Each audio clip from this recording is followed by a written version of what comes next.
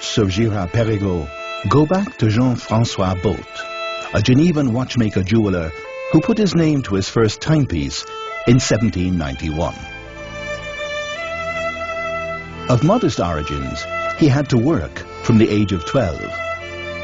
He took apprenticeships as a casemaker, jeweler, goldsmith and watchmaker in succession.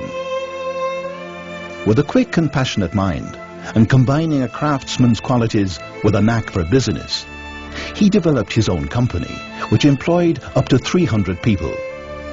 Boat was quite simply the most famous of Geneva's watchmakers. Upon his death in 1837, his son and son-in-law took over. The name Girard-Perregaux originated from a union of Constant Girard and Marie Perregaux in 1854.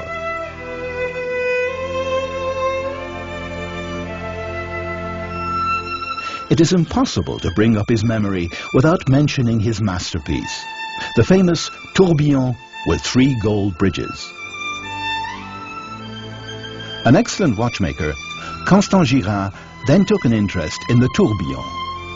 Initially, like all his colleagues, he used standard movements and grafted on his tourbillon. One of his watches, distinguished in the Paris Universal Exhibition in 1867, had been tested beforehand by the Neuchâtel Observatory, where it achieved record results, which would not be equaled for decades to come. For the 1889 Universal Exhibition, Constant Girard prepared his masterpiece, a tourbillon housed in a movement with a sublime symmetrical architecture and with 3 arrow-shaped gold bridges, which he had patented in 1884.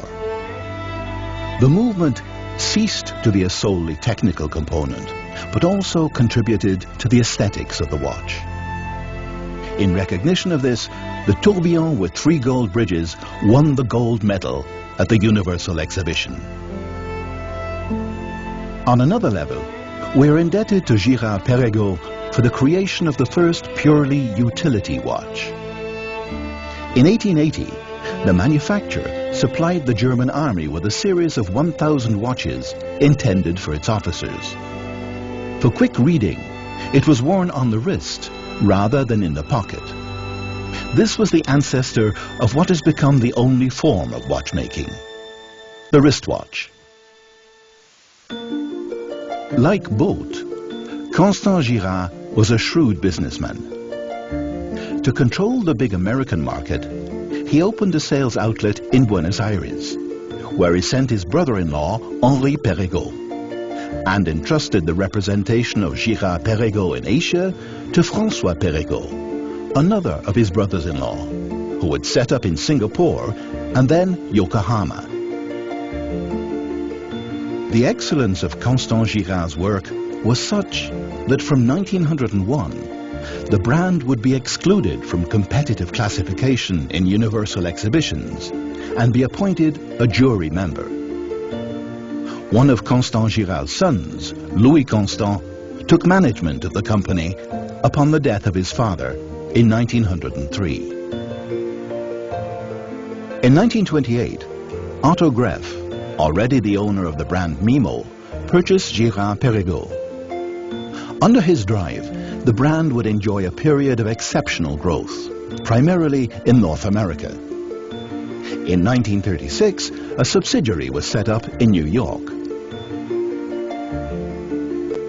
It was in 1953 that Girard-Perregaux set up a genuine research department, to which we owe in particular the Gyromatic, an extra-thin self-winding system.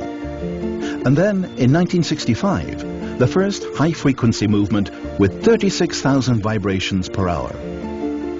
This feat earned official recognition, with Girard-Perregaux receiving the Centenary Prize of the Neuchâtel Observatory in 1966.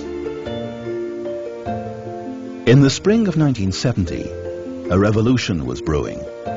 Girard-Perregaux presented the first quartz watch industrially produced in Switzerland. It was also the first in the world to be equipped with a movement in which quartz vibrated at 32,768 Hertz, the frequency universally adopted by all manufacturers. Like Girard-Perregaux, the entire Swiss watchmaking industry launched into this new technology, which provided an easy way of making reliable and accurate movements. However, after two outstanding innovations in the field of quartz, Girard-Perregaux decided to turn back the focus of its research to the field of mechanical watches. The first creation in this field was a re-release of the tourbillon with 3 gold bridges, a pocket watch identical to Constant Girard's masterpiece. Then in 1991, its bicentenary year, Girard-Perregaux presented the first wristwatch version of the mythical tourbillon with 3 gold bridges. Its characteristic movement became an instantly recognizable feature, even more so than with the pocket watch. In parallel, driven by Luigi Macaluso, the owner of the company since 1992, the research department was working on 2 new self-winding movements. Presented in 1994, the GP3000 and GP3100 would form the basis for many developments. The same year saw the beginning of a partnership with the prestigious car manufacturer Ferrari, which would last 10 years. 1999 saw the inauguration of the Girard-Perregaux Museum in the Villa Marguerite, built in 1918. A collection of ancient timepieces, a treasure put together over the course of half a century, was put on display in a setting worthy of its exceptional value. Also in 1999, the tourbillon with 3 gold bridges was equipped with an invisible self-winding system. The miniaturization process undertaken in the design of new movements made it possible to offer a lady's self-winding chronograph. Over the following years, many technical innovations were presented, including a large date display system and a world time chronograph, or ladies' watch movements with special functions such as the moon phases or power reserve indicator. They would earn several prizes. In 2004, Girard-Perregaux inaugurated its first boutique. Located in Gstaad, it aimed to be a genuine window on the brand. Since 2006, a range of quartz movements and 2 self-winding movements, one for ladies' watches and the other for larger diameter watches, were unveiled. And the tourbillon with 3 gold bridges underwent another evolution, with bridges cut in sapphire. History is constantly repeating itself.